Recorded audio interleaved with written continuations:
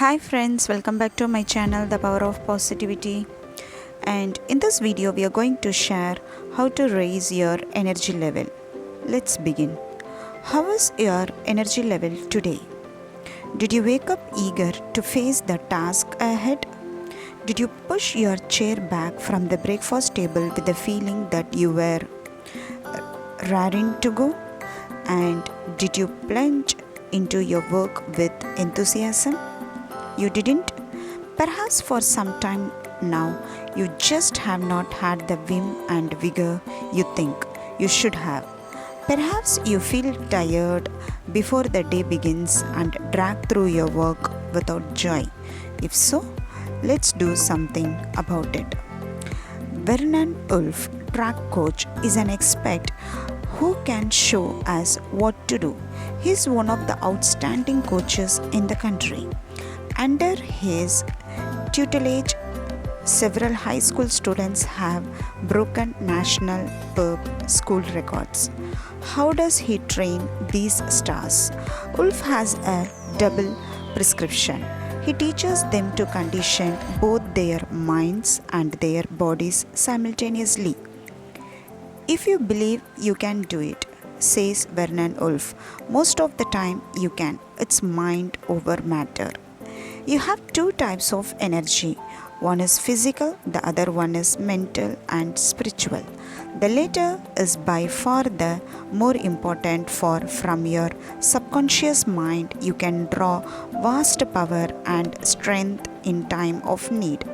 Think, for example, of the great feats of strength and endurance you have read about people performing while under the stress of intense emotion.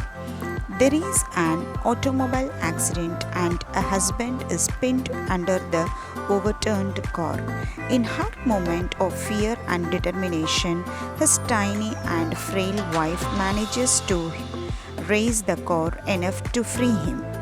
Or the insane person, his mind dominated by his subconscious mind, running wild, can break, lift, bend, and smash with a force he never could hope for during periods of normality.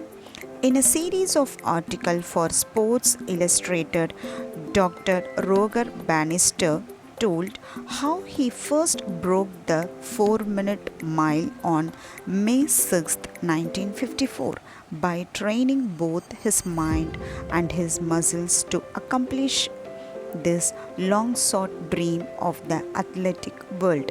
For months, he conditioned his subconscious mind into the belief that the record, which some people claimed was unattainable, can be achieved.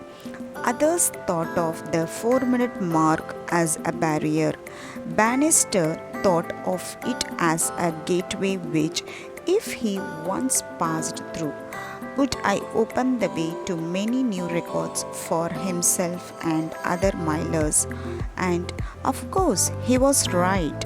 Roger Bannister led the way.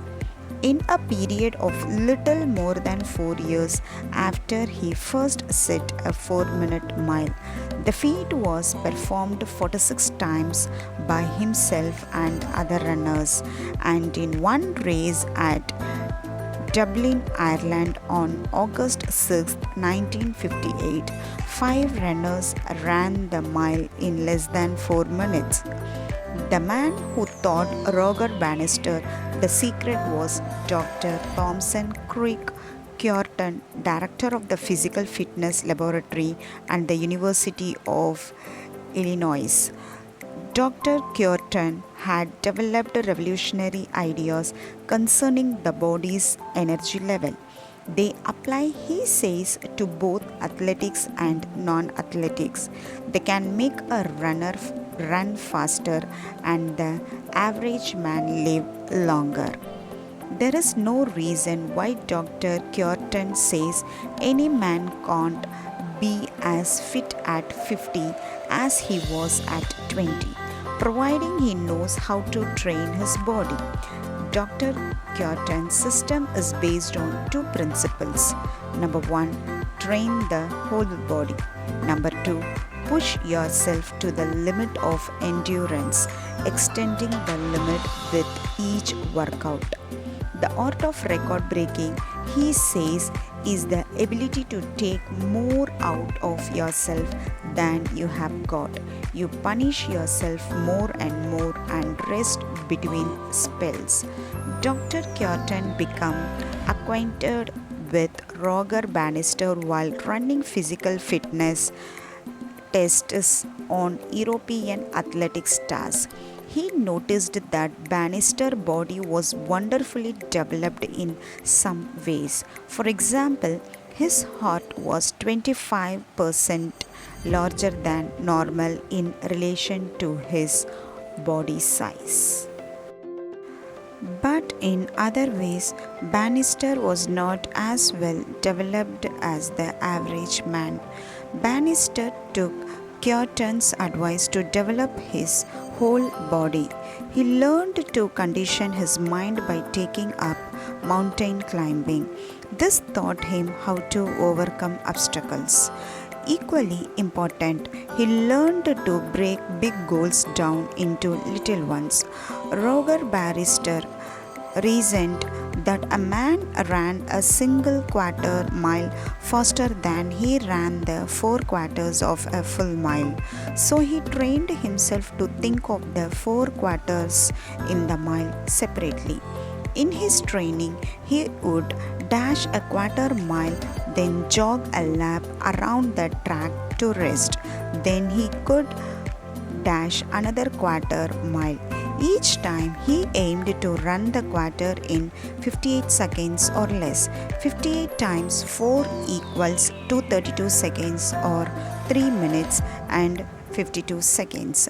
He ran to the point of collapse, then he would rest. Each time the point of collapse was pushed back a little. When he finally ran his great race, it was in 3 minutes, 59.6 seconds. Dr. Kjartan taught Roger Bannister that the more the body endures, the more it will endure. Beliefs about overtraining and stillness, he says, are myths. But he emphasizes that rest is as important as exercise activity. The body needs to rebuild in even larger quantities what has been drawn down in exercise. That's how strength, vitality, energy are developed. The body and mind both recharge themselves during periods of rest and relaxations. If you don't give them a chance to do so, severe damage and even death can result. Is it time to recharge your battery?